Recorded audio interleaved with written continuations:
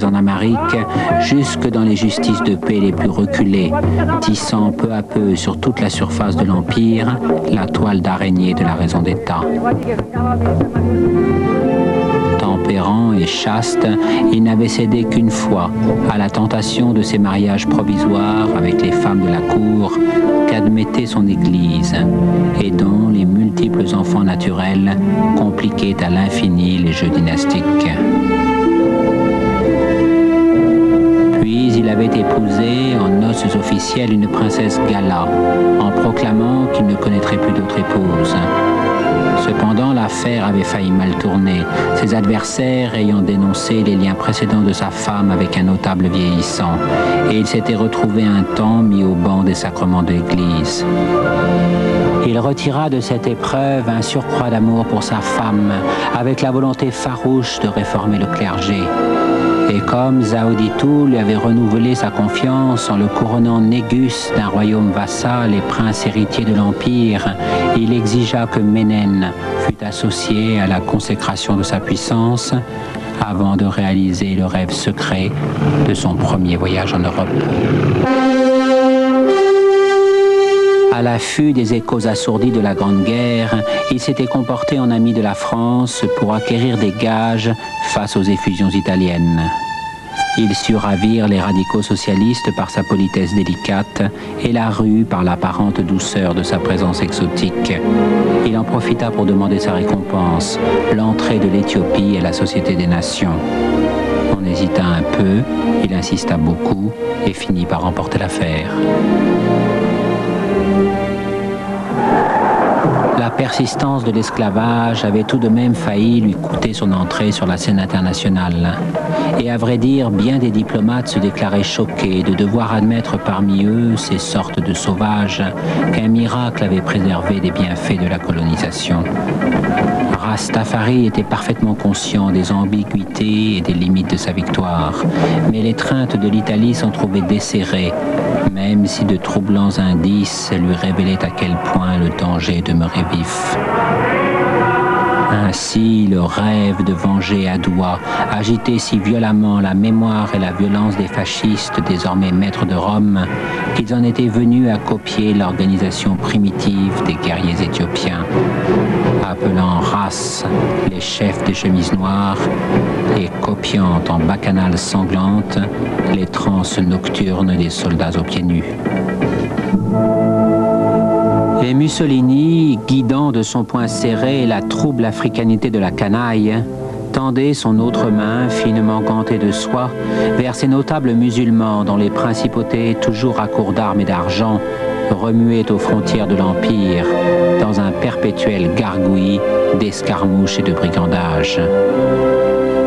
Décidément, tous les chemins de Rome menaient vers l'Éthiopie.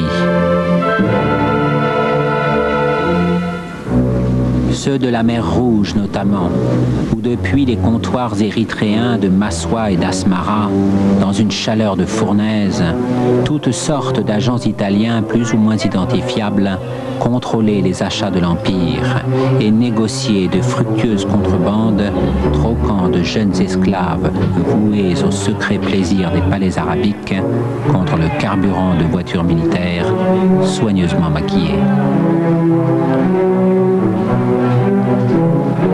L'entonnoir français de Djibouti ne pouvant suffire aux nouvelles aspirations de Rastafari, l'Érythrée devint ainsi de plus en plus spongieuse, dégorgeant les amateurs de petits commerces et de belles filles, les missionnaires pourfendeurs de l'hérésie religieuse, les prospecteurs des compagnies minières.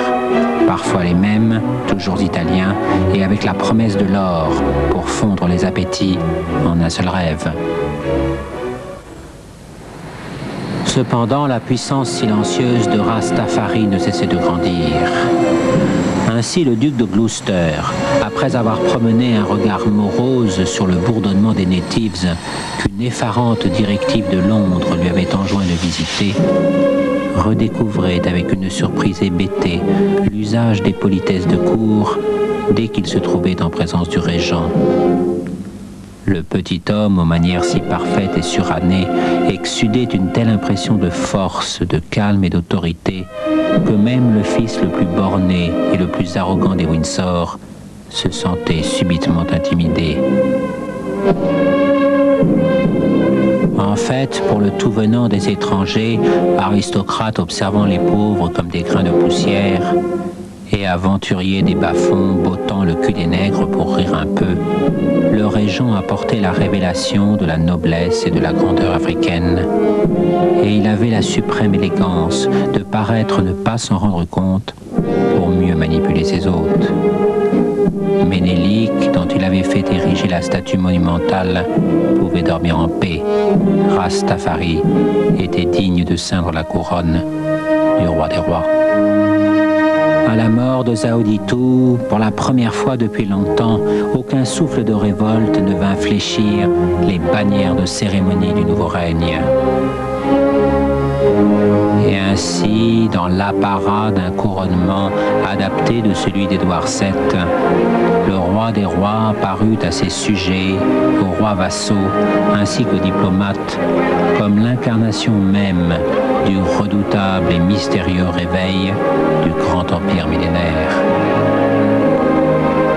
Il avait pris le nom d'Haïlé Sélassié, puissance de la Sainte Trinité, et chacun comprenait qu'il était à la fois le Dieu Éthiopie dans son éternité, l'homme qui possède le commandement et le pardon, l'esprit qui voit tout, qui sait tout, qui inspire et qui juge. Stupéfait de la splendeur poétique d'un sacre qui ne ressemblait à aucun autre, impressionné par les manifestations d'un respect unanime, abasourdi par les transformations de la capitale, les étrangers avaient relaté l'événement dans le monde entier avec force louange. Certaines chancelleries, officiellement amies, s'en émurent discrètement. Cette tache trop brillante sur la carte des colonies et cette famille impériale, si digne et si fière de ses origines, devenait décidément trop attirante pour la multitude des peuples assujettis.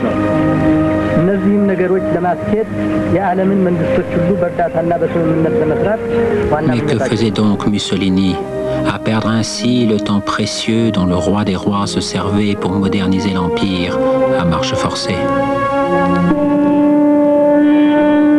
Haïlé Sélassié, ayant mesuré la montée des frustrations et des convoitises, maintenait en effet une pression constante sur ceux des Occidentaux dont il avait besoin et qu'il jugeait un peu trop tièdes.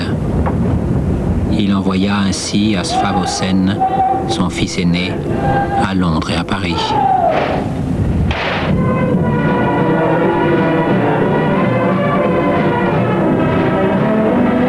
Mais que pouvait obtenir le frêle prince héritier de l'aimable indifférence britannique?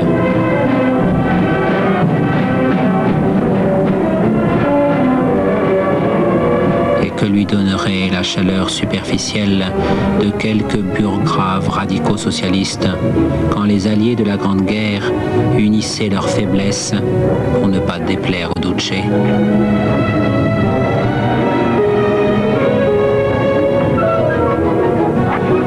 À Sphavosen admira beaucoup Buckingham et la Concorde, puis il revint les mains vides.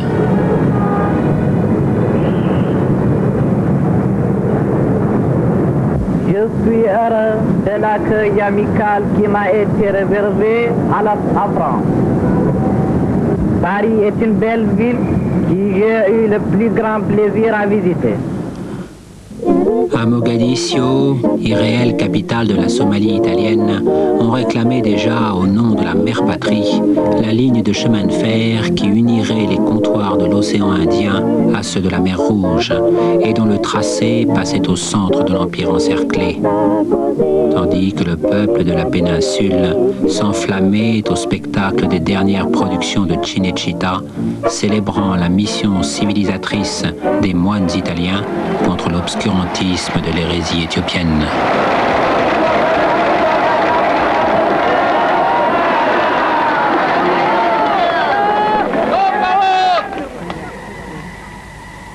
La luce di Dio ha illuminato lo spirito del re dei re, Johannes.